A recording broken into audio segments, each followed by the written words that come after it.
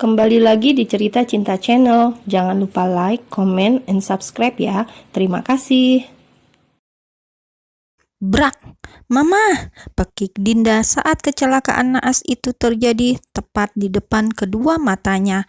Kakinya yang berlari kalah cepat dengan sebuah mobil yang menabrak tubuh sang ibu. Wanita paruh baya dengan tubuh ringkih itu terpelanting jauh, lalu berakhir jatuh di atas aspal dengan keras. Di antara kegamangannya, Dinda berlari menjangkau tubuh sang ibu yang sudah bersimbah darah. "Tidak, Mah, tidak. Mama, tidak. Jangan tinggalkan aku. Jangan, aku tidak mau begini," isak Dinda di antara derai air mata yang mengalir deras. Baginya dunia seolah berhenti berputar. Tak terdengar sedikit pun suara bising klakson di telinganya saat itu. Beberapa orang bahkan berteriak memintanya untuk membawa sang ibu ke rumah sakit. Namun Dinda seperti tuli, kedua matanya tetap bersitatap dengan mata milik sang ibu yang sayu. Di ambang batas kesadarannya, Ibu Dinda tersenyum menatap sang anak. Dinda menggeleng kuat. Dengan segera dia gendong tubuh sang ibu di punggungnya dan dibawanya berlari menuju rumah sakit terdekat. Terbiasa hidup hanya berdua dengan sang ibu membuatnya tak terbiasa menggantungkan hidup dengan orang lain. Bahkan Dinda tak berucap satu patah kata pun untuk meminta bantuan pada segerombolan orang yang mengelilingi dia. Dinda berlari sekuat tenaga menahan beban di punggungnya, sampai akhirnya dia tiba di rumah sakit Royal Dut. "Segera tangani mama saya, cepat!" pekik Dinda seolah tidak ingin melewatkan waktu satu detik pun berlalu. Waktu yang terus berjalan seraya memberikan luka pada sang ibu. Dinda bahkan seolah berbagi darah dengan ibunya. Tubuhnya pun berlumur bercak merah itu. Beberapa perawat pun segera membawa Ibu Dinda ke ruang IGD. Namun saat Dinda ingin ikut, langkahnya dicekal. "Maaf Nona, silakan Anda urus administrasinya terlebih dahulu. Kami akan memberikan pertolongan pertama untuk ibu Anda. Tindakan selanjutnya hanya akan dilakukan jika Anda sudah mengurus semua administrasi," jelasnya tanpa jeda. "Mamaku dalam keadaan darurat, tidak bisakah dia ditangani dengan cepat? Aku pasti akan membayar semua biayanya," pekik Dinda. Saat ini dia tidak berada dalam keadaan yang baik untuk bernegosiasi. Dia hanya ingin sang mama segera dibawa ke ruang operasi.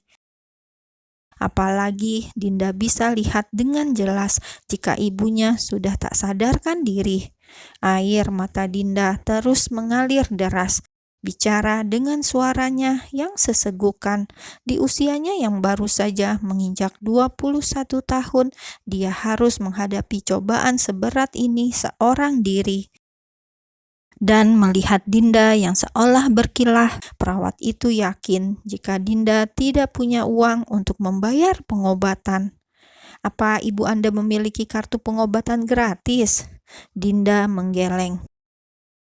"Maaf Nona, silakan ke bagian administrasi."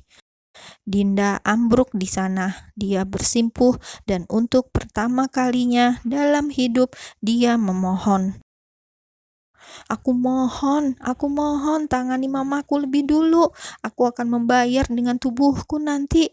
Aku akan jual ginjalku, jantungku, semuanya. Tapi aku mohon segera tangani ibuku," lirih Dinda. Tangisnya begitu pilu memenuhi ruang instalasi gawat darurat itu.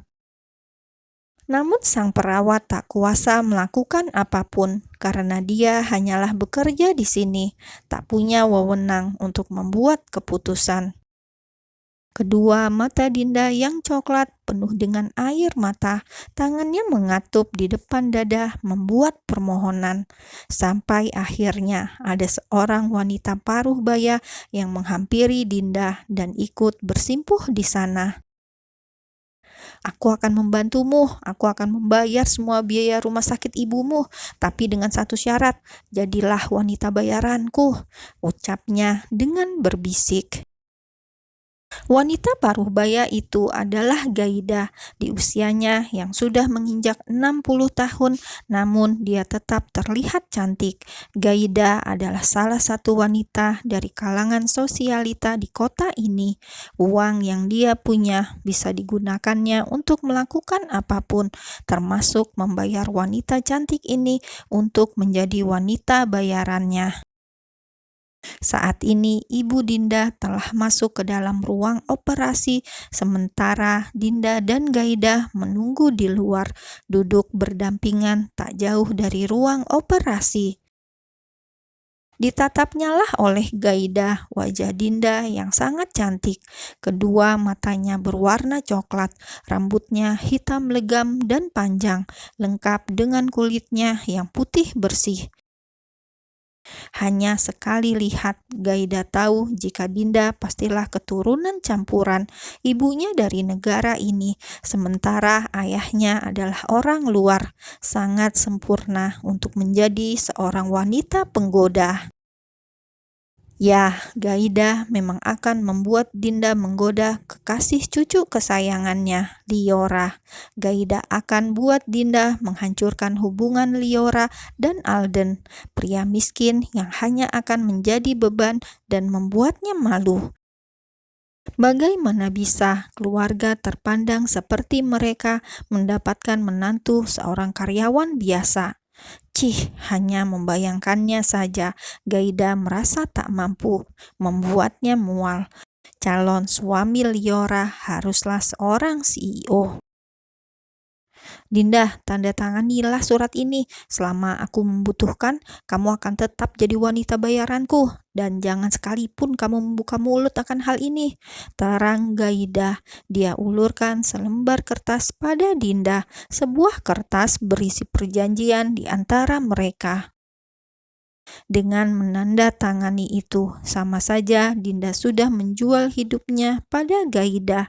Dia akan lakukan apapun perintah wanita paruh baya ini, dan sebagai gantinya nanti, Gaida akan membiayai hidupnya dan sang ibu.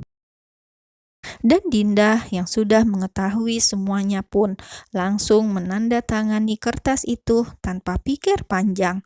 Baginya yang terpenting saat ini adalah ibunya, tidak ada yang lain.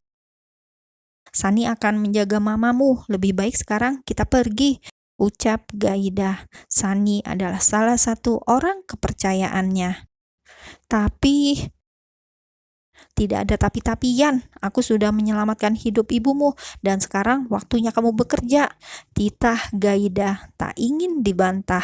Dialah yang memegang kendali di antara mereka. Dinda tidak punya hak sedikit pun meski hanya untuk bicara, menyampaikan pendapatnya.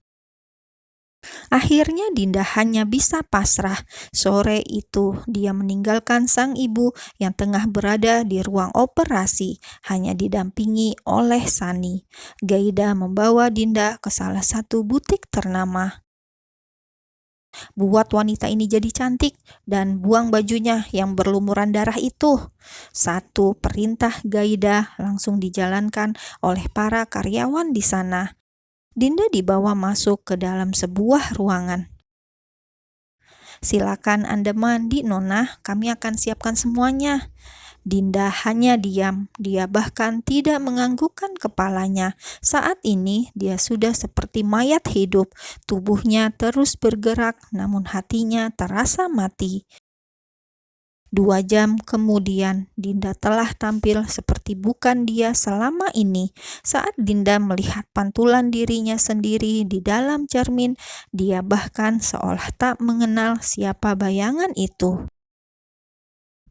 Sempurna, kamu cantik sekali, seperti pelacur, ucap Gaida dengan seringai tipis di ujung bibirnya. Dan Dinda hanya diam, menerima semua ucapan kasar itu. Jam 7 malam, Dinda mendatangi Alden yang sedang makan malam bersama Liora di salah satu hotel bintang 5, Five Seasons Hotel.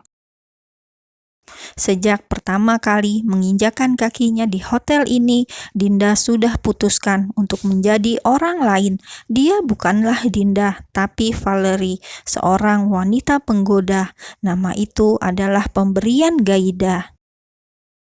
Dinda melangkahkan kaki jenjangnya dengan sangat anggun masuk ke dalam restoran mewah itu. Dia tersenyum menatap sepasang kekasih di ujung meja sana, melihat Alden dan Liora yang saling menatap penuh damba. Tatapannya lalu terkunci pada pria itu, pria yang harus dia goda malam ini.